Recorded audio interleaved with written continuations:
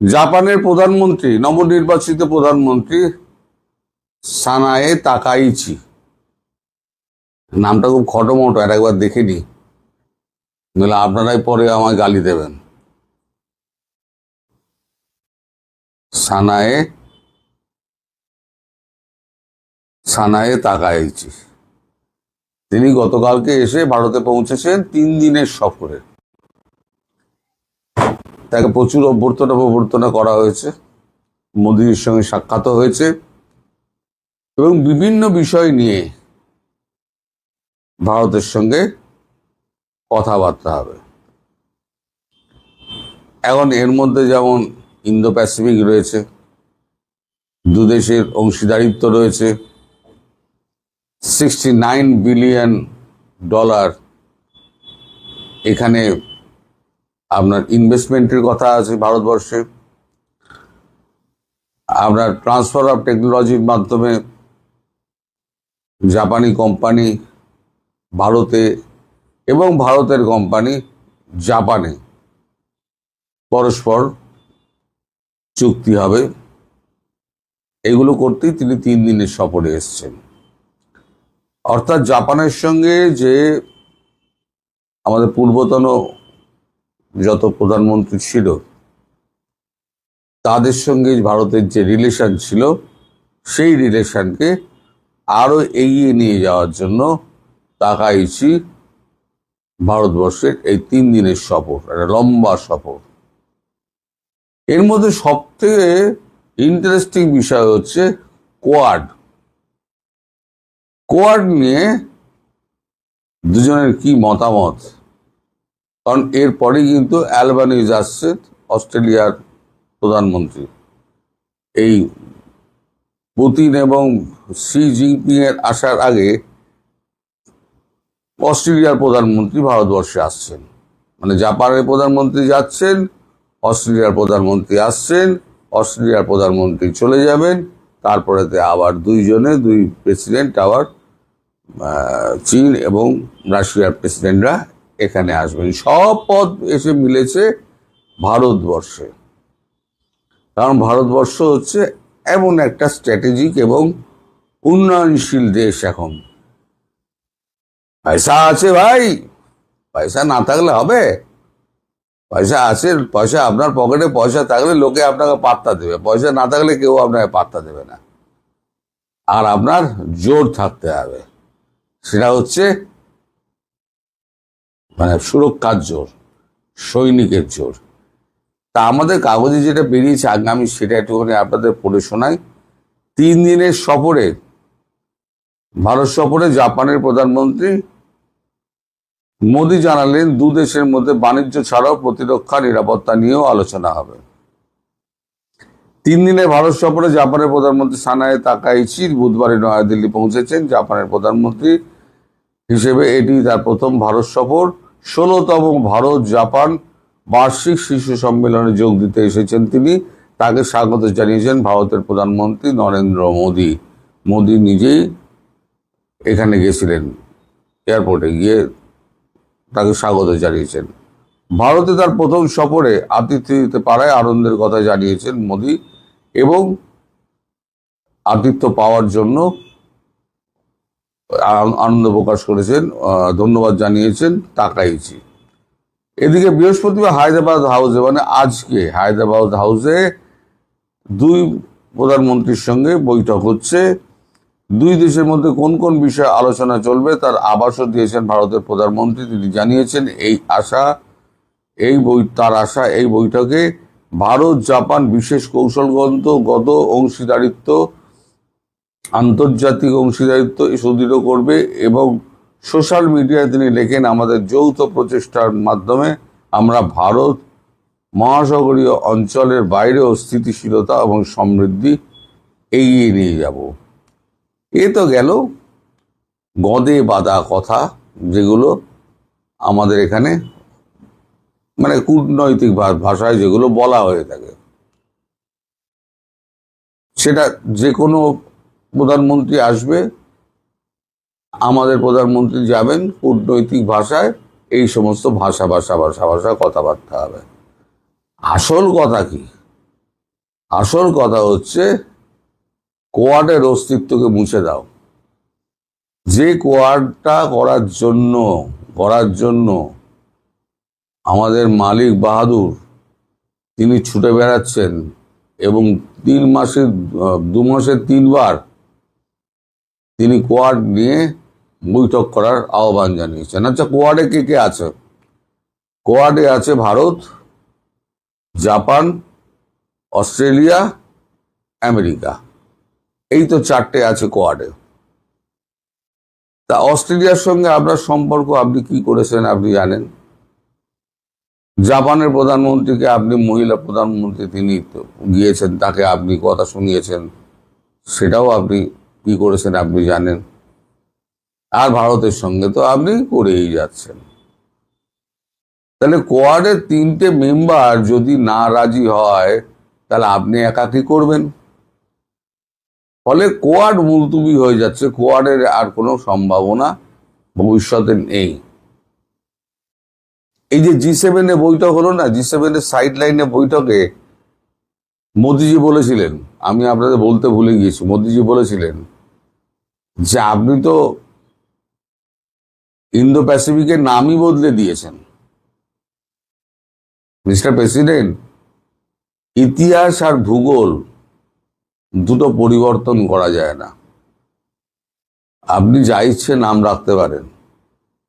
আমার নাম আমি নরেন্দ্র মোদী থেকে আমি অন্য নাম রেখে দিলাম, কিন্তু সেটা কিন্তু ইতিহাসে থাকবে না।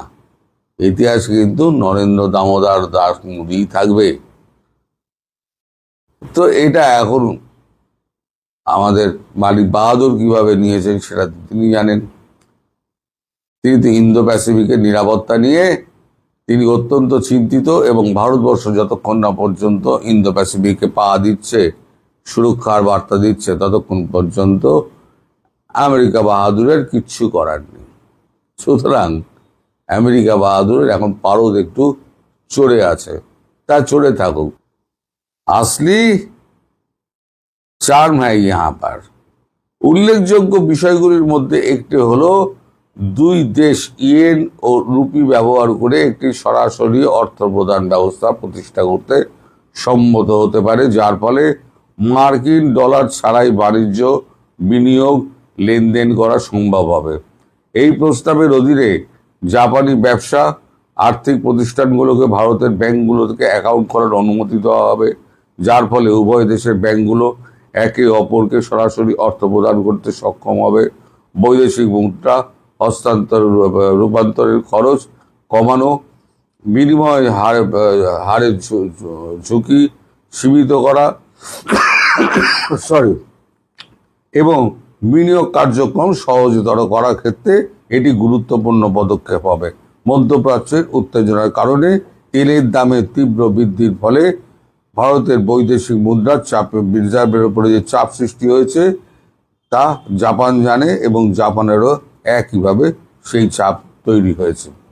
এই ব্যবস্থাটি অত্যন্ত তাই তাৎপর্যপূর্ণ। এখানে দেখুন, তার মানে পরিষ্কার বলে দিচ্ছে যে আমরা ইউপিআই সিস্টেমে আমরা করব যতদিন না পর্যন্ত ব্রিক্স তৈরি হচ্ছে। এবার ব্রিক্সের ব্যাপারে আবার একটা আলাদা আলোচনা হয়েছে।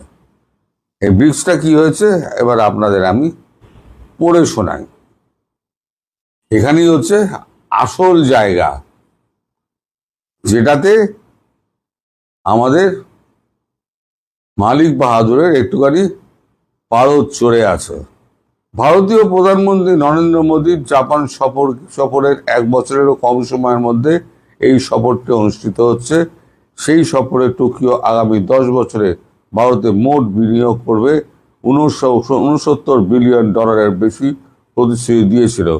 গত দশকে জাপান ভারত দ্রুত সম্পর্ক বিকশিত হয়েছে, যা একটি অর্থনৈতিক অংশীদারিত্ব থেকে একটি বিশেষ বৈশ্বিক কৌশলগত অংশীদারিত্বে রূপান্তরিত হয়েছে। বিশেষ কৌশলগত অংশীদারিত্ব তার মানে হচ্ছে যে যেটা হতে চলেছে সেই কৌশলগত অংশীদারিত্বের মধ্যে তারাও ঢুকতে চাইছে, অর্থাৎ ঘুরিয়ে এটা ব্রিক্সের কথাই বলা হচ্ছে।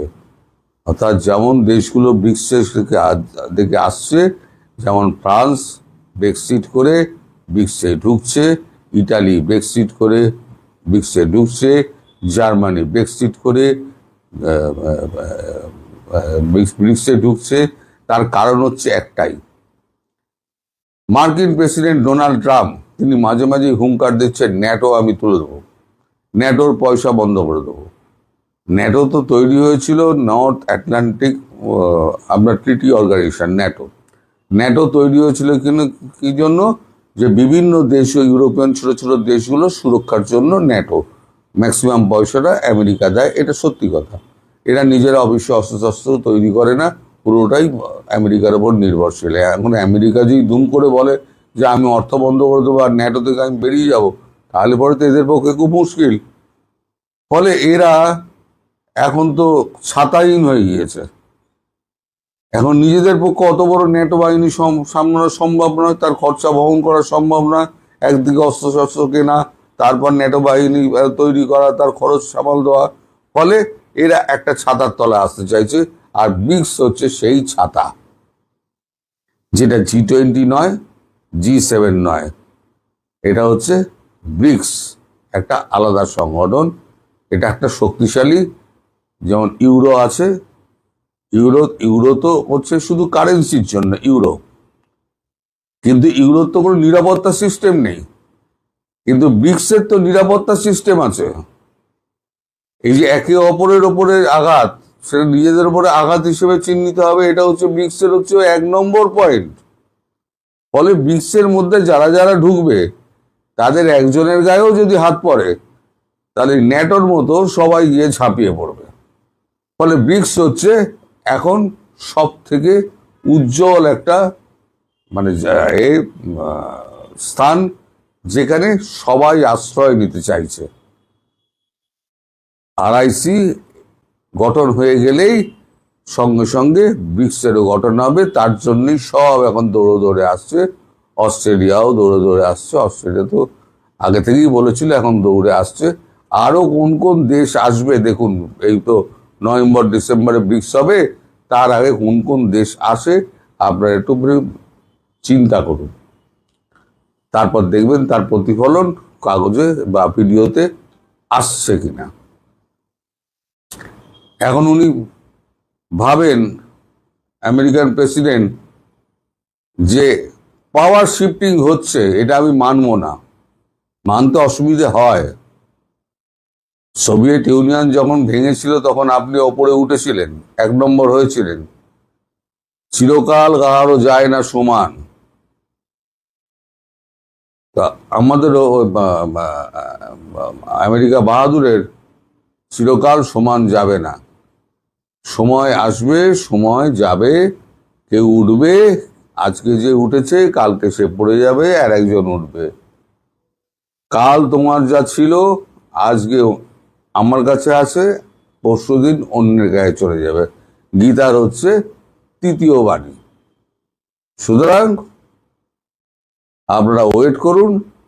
ব্রিক্স গঠনের আগে, নভেম্বর ডিসেম্বরের আগে আরো নতুন নতুন নাটক তৈরি হবে এবং সবই আপনাদের বেশ আমোদ দেবে, এইটা আমি গ্যারান্টি দিতে পারি। সবাই ভালো থাকবেন, সুস্থ থাকবেন এবং সাবধানে থাকবেন। ধন্যবাদ।